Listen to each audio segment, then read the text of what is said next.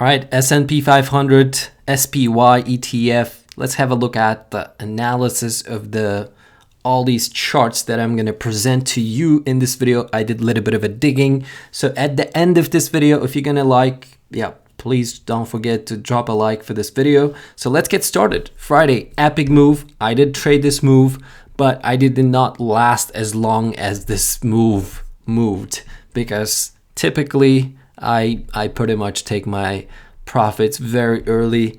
So that was my basically trade long on Friday.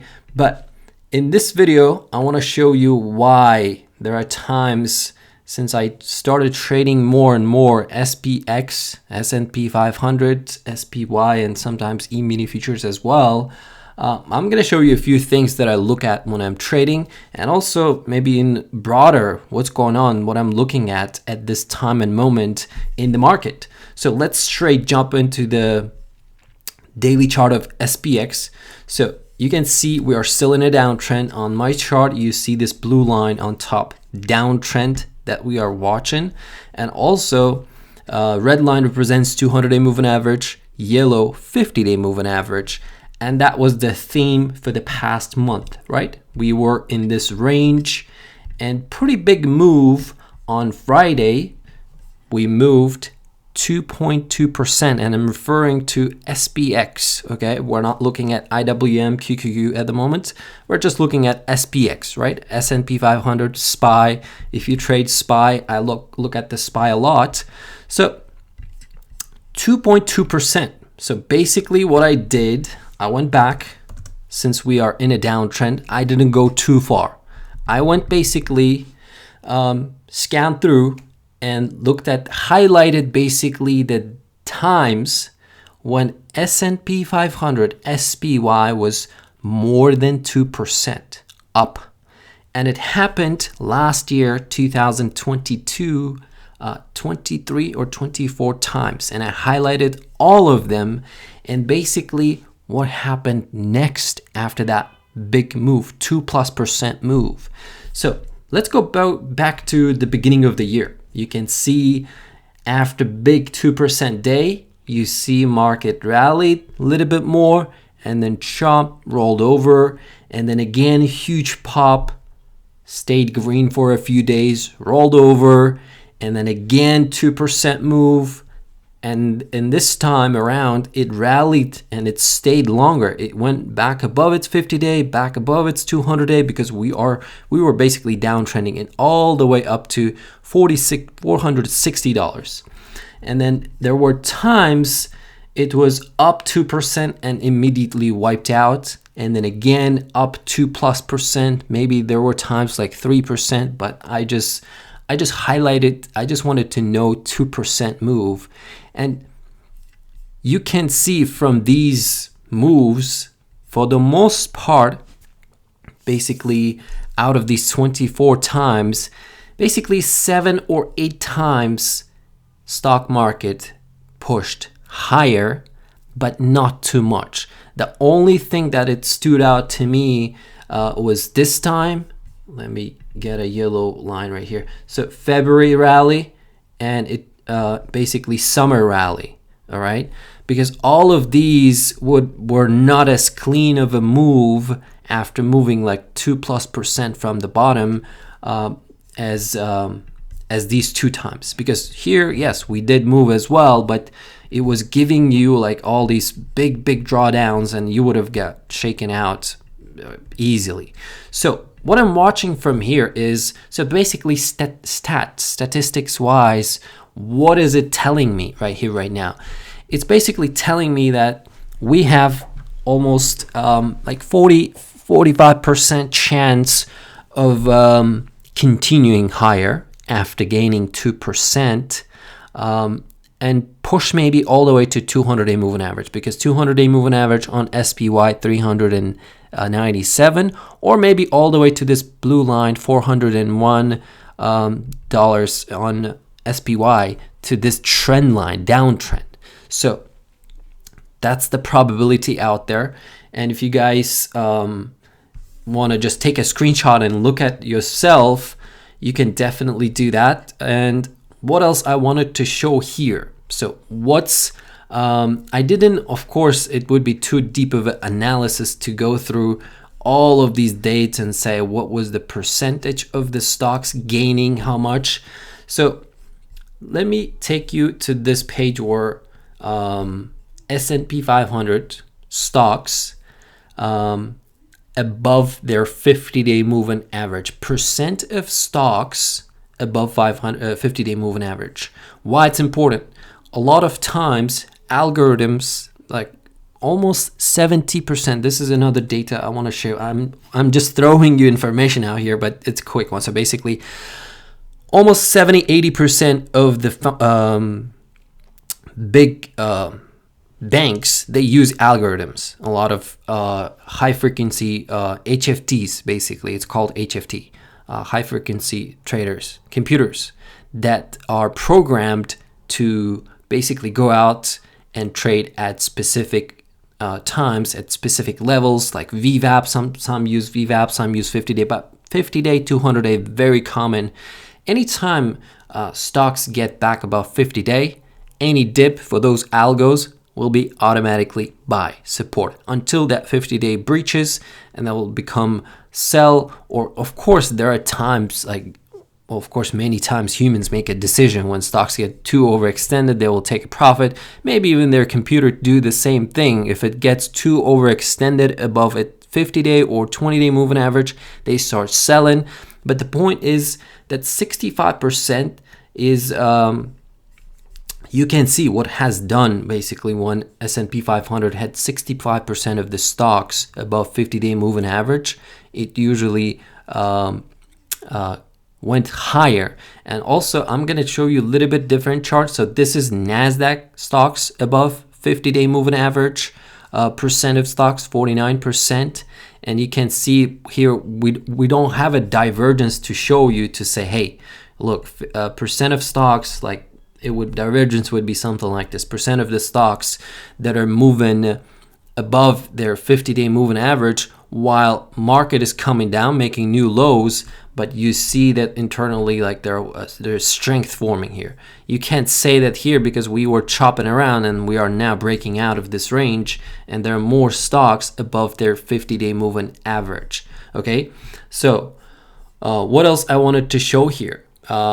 I went back into basically, I don't have that research. I did it basically manually. I looked through the stocks that, which stocks were like strongest, top 30, 40 stocks in S&P 500. I think I went to look at top 70 stocks, largest cap stocks in S&P 500, and what was the percentage of the stocks, those stocks above their 50-day moving average, because this is the percent of weighting for S&P 500, right? 500 stocks, and you can see almost 100 stocks here basically represent 70%, well, 67% of the top 100 companies represent 67% of S&P 500's cap. So market cap. Basically, we know that S&P 500 market cap weighted,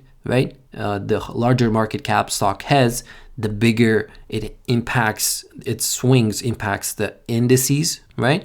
So, and among those 70 stocks that I looked, basically 40 of them, and it was before that yesterday's move, 42 out of 70 were above their 50-day moving average, and that was the bullish sign to me. And another thing I watch on a daily basis, I come take a look at the live, basically S&P 500's advancing and declining chart here. Basically data were basically on Friday 479 stocks were advancing, going higher, while only 24 down. That was the reason enough for me to buy the dip and not bet against the market, even though the data was not good for the stock market, right?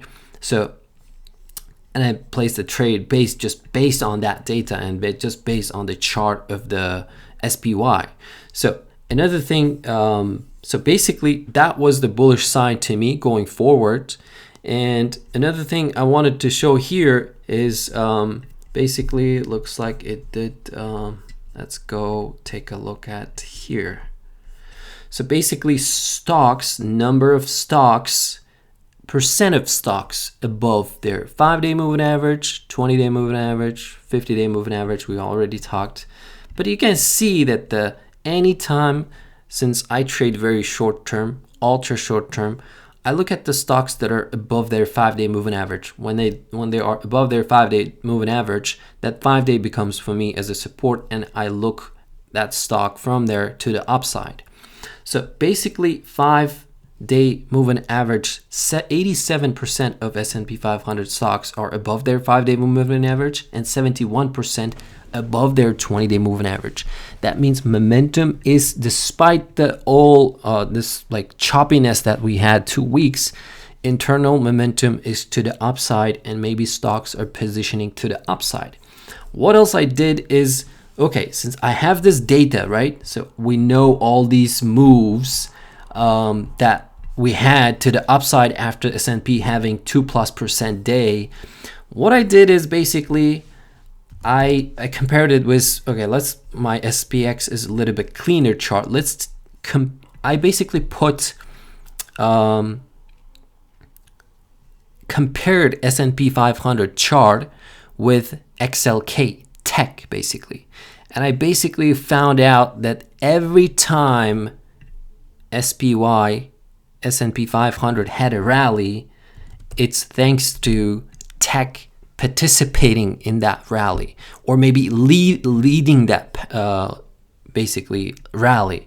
Let me show you this. So let's overlay XLK above S&P 500 SPX basically. So this purple candles you can see are the XLK index, right? XLK you can see was almost about to make a new low, while S&P 500 was basically sitting. I mean, it was weaker, much weaker than overall S&P 500, because we were not as more down as Nasdaq Composite Index, S&P 500. And I just looked at the chart and said, okay, so every time S&P 500 rallied pretty big, it was thanks to tech as well, going up pretty crazy as well. So, and if you think that S&P 500 should go higher, well, you should take a look at the, well, what's in XLK, right? Let's take a look at XLK alone and say, well, what's in XLK, right? Tech. Like, we know that there are 20, maybe even 30% of tech represents entire S&P 500. But XLK, the tech index, basically ETF, technology ETF itself, these are the holdings of that ETF, and what stocks are basically has a say, like big say in that index. So top 20 holdings of XLK. So if you think that market should go higher, you should watch these stocks, at least these top 10 stocks in XLK, and just break down individually what those stocks are up to. But two right here to highlight would be Microsoft and Apple. So if you think that SPX, S&P 500, is about to go much higher, above 4,000, and maybe go all the way to break out of 200-day moving average, maybe even rally all the way to 4,100, 4,200. Microsoft and Apple has to participate. Those are the big stocks that were basically at lows, 52-week lows. You can see Microsoft was dumping. Apple was basically near its 52-week low. You can see, like, until this Friday, Apple was pretty much the weakest, like largest cap stock in our market, and it was going lower. It was hitting its 52-week low. Same with Microsoft, and it wasn't hitting its 52-week low, but it got a downgrade somewhere here and it was pretty much dumping pretty hard, while indices were hiding it. They were pretty much chopping up and down in the range, while two biggest stocks in tech and two biggest stocks in an entire S&P 500 were weak. So my point is, if these stocks are going to keep going lower, if they roll over, you're not going to see S&P 500 rally, despite all those stats that I showed you. But if those two names participate, we can definitely see S&P 500 rally. And I created this poll right here on my YouTube channel. You can just go ahead and pretty much vote. What do you think? It just takes one click. 4,000 to 4,200, 37, 3,900. Where we finish basically Q1 of 2023? That's the question. That's the poll. And because last time we did it a little bit late into the year end, but still 66% of you were right that we finished right in that range, 380, 390. I'm just curious, because a lot of times when I have done these polls, you guys just voted quickly, and I can just have an idea like what us retail traders who get their information from like individual like traders here and there from YouTube, Twitter, and all that stuff. What do we think, right? I'm sure like there's no fund manager watching this video right out there, or maybe someone who works for investment bank. I mean, they don't have time for it, right? And they're not trading their own money, maybe even, right? So it's us. What do we think? So I'm just curious. So I have done these many times throughout the year. But yeah, just vote up there. And that's the video. I guess you gotta have to dig a little bit more if you are a trader, or just share your ideas. What do you think? Are we going much higher based on that internal strength we have in S&P 500? And how high are we gonna go? Is this basically the max we can go, 4,100 basically? And how low we can go? Is this the lowest we can go, 3,500? Because in the next video, definitely I'm going to share this collar trade that basically JP Morgan placed. They basically shorted the 40-30 calls in SPX. They went long $3,600 puts, and they went short basically 30-30, basically near 3,000 SPX puts. They shorted those puts, and that option expires at the end of the Q1. That's why I took my numbers pretty much close to theirs and basically see where do you guys vote and where do you think we end up at the end of the Q1. So a little bit longer than I wanted to make this video, but I hope you guys liked it. Thanks for watching. Don't forget to like, subscribe, check out our Discord. See you in the next one. Take care. Peace.